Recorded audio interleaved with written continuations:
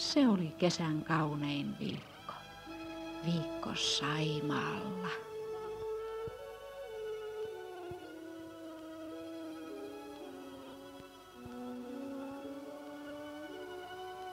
Kaikki alkoi Kuopiosta, tuosta lupsakoiden savolaisten piekaaponnista.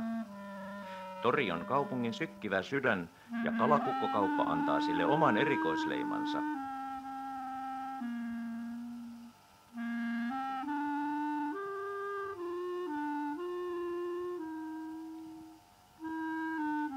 Kuopion vanhoja vosikkaperinteitä vaalitaan myös, ja mikäpä sopisikaan paremmin viikkomme alkajaisiksi kuin pieni kiertoajelu leppoisasti jutustelevan vosikan kyydissä.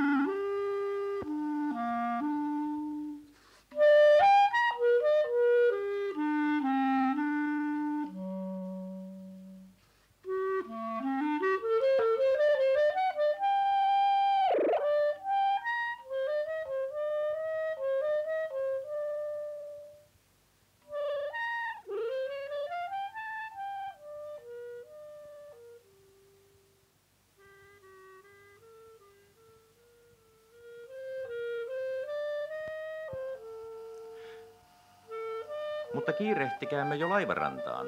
Saimaan viikkomme on alkamassa. Uiva lomahotellimme Leppävirta 2 odottaa jo meitä.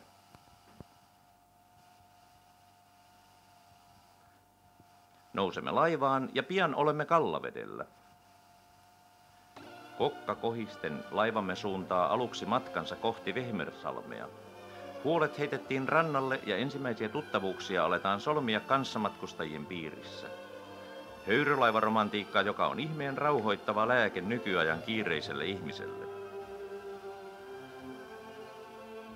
Ensimmäisen päivän ohjelmassa on useita kanavia. Ensimmäinen niistä, Varistaipale, onkin jo edessämme. Tässä ja seuraavassa Kirkkotaipaleen suluissa nousee laivamme peräti 21 metriä ylemmäs Juojärvelle.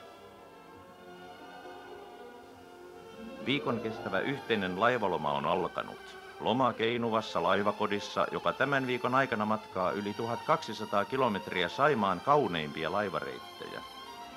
6 vuosikymmentä on tämä höyrylaivavanhus jo ehtinyt Saimaata kyntää, mutta yhä halkoo sen valkoinen sulavalinjainen runko uljaasti aaltoja.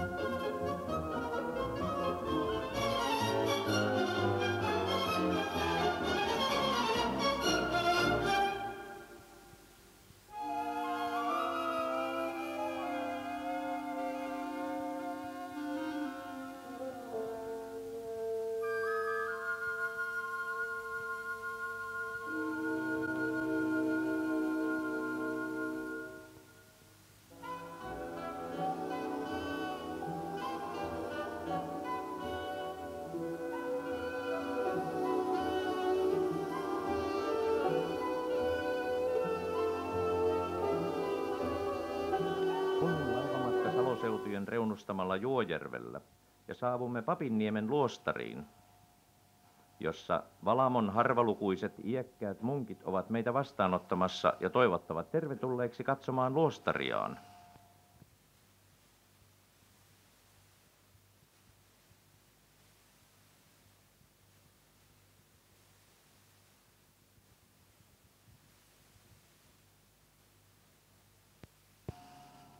Luostarin vaatimattomassa kirkossa on monia kallisarvoisia ikoneita ja maalauksia, muistoja Valamon suuruuden ajoilta.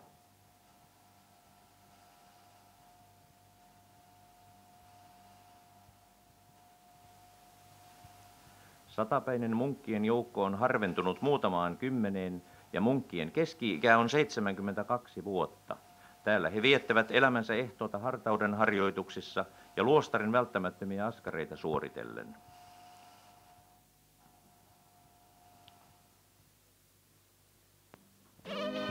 Kapeikkoja ja virtoja. Paikka paikoin rannan puiden lehvät miltei hipovat laivaa. Heinäveden reitti onkin eräs Saimaan kauneimpia.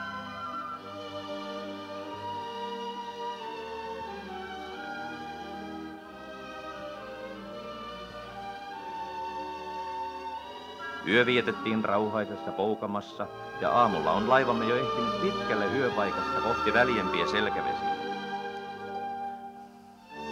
On helteistä, aurinko kimaltelee vedestä, matkakumppaneista on tullut jo tuttavia ja kaikki ovat jo kuin kotonaan.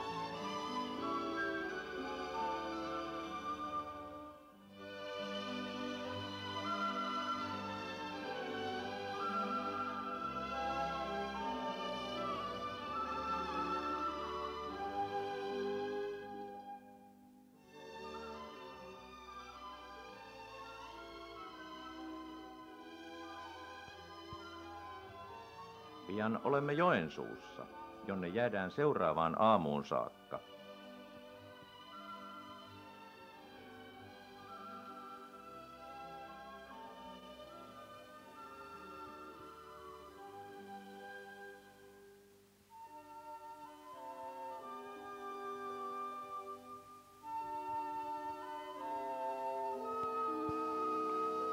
Päivällinen nautitaan satamassa.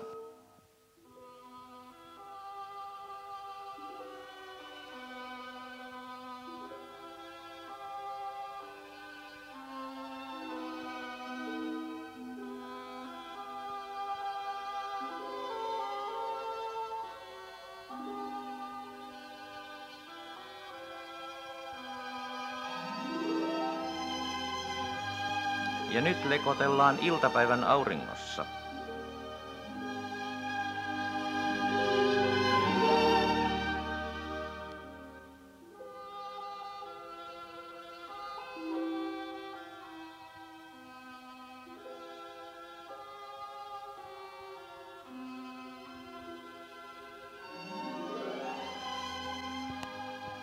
Katsellaan vireätä Pohjois-Karjalan pääkaupunkia.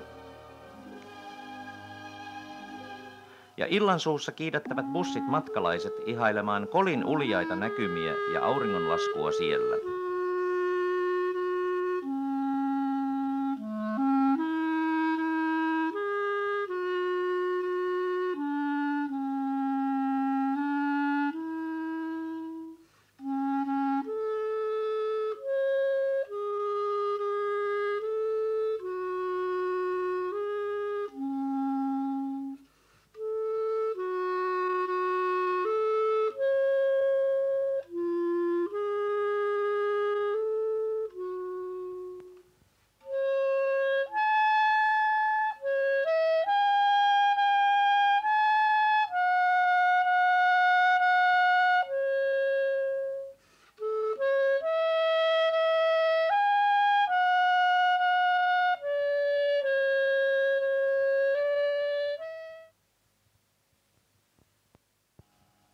Uljas luotsilaiva Saimaa, entinen Bobrikoffin huvipursi, toivottaa hyvää huomenta seuraavana aamuna.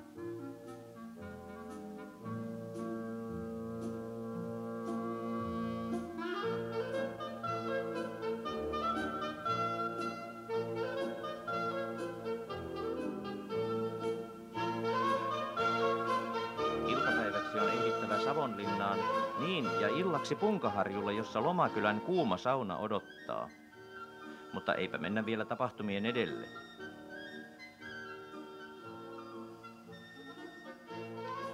Nyt ollaan vasta Enonkoskella, josta varataan sauna vasta iltaa varten.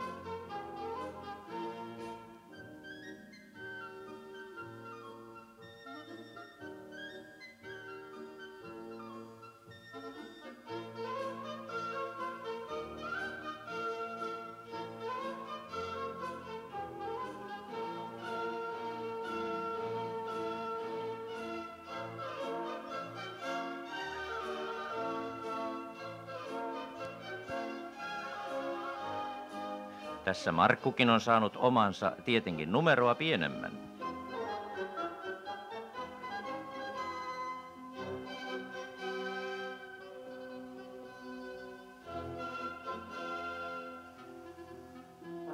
Oravin avokanavan kautta joudumme Haukivedelle.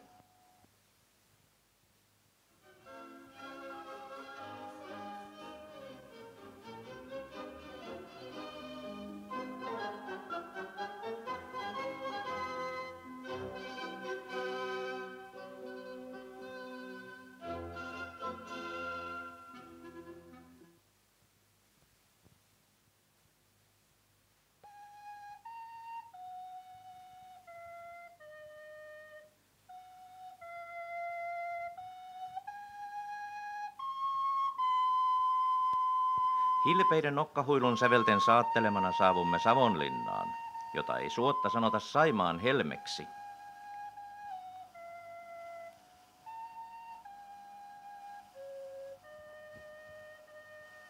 Olavinlinna on tietenkin kaupungin tärkein nähtävyys, jota ei jätetä katsomatta.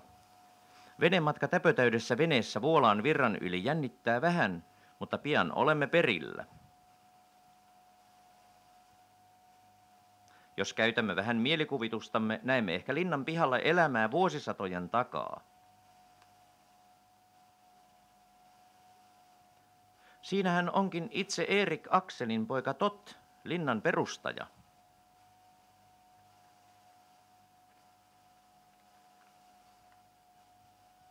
Terveydeksi.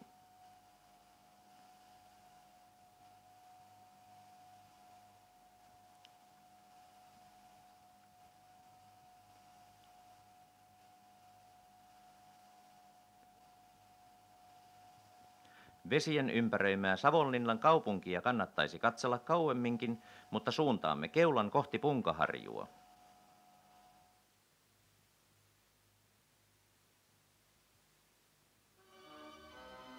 Aurinko paistaa ja juttu luistaa.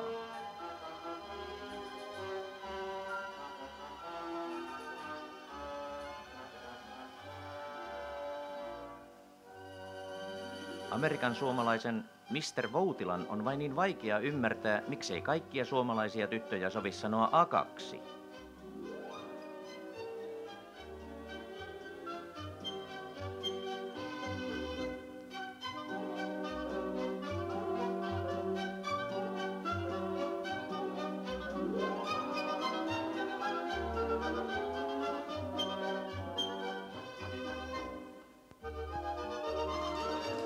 Saunan ilot odottavat perillä ja niistä nauttivat yhtä hyvin ulkolaiset kuin suomalaisetkin.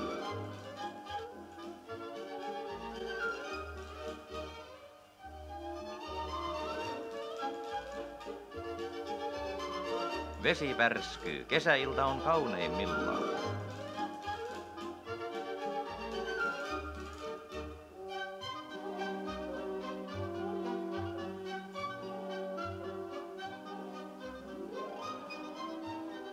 Saunan päälle sitten kävely Punkaharjulla, jonka komeita honkia ilta-auringon punerrus kultaa.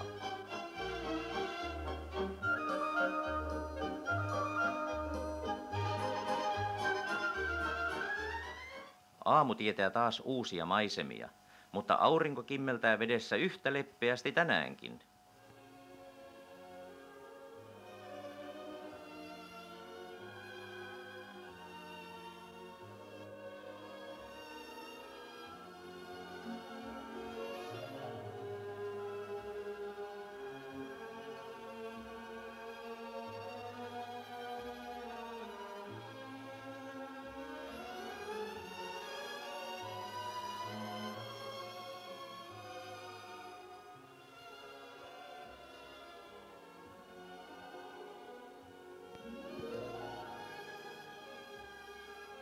Vekaransalmessa uidaan taas.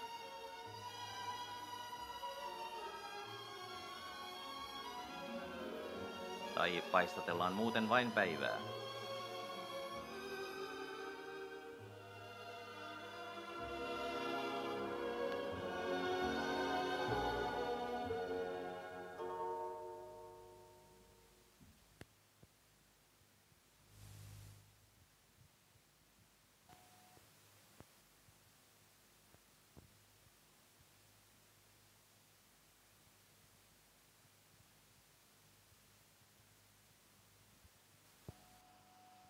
Eipä aikaakaan, kun ollaan jo Puumalassa, Saimaan portilla, vilkkaan laivaliikenteen kasvattamassa kirkonkylässä.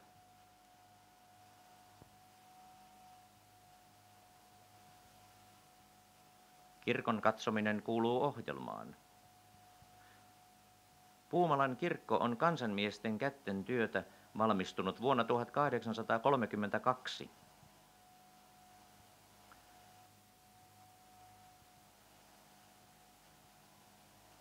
Sen kookkaisiin tiloihin mahtuu istumaan 2000 henkeä.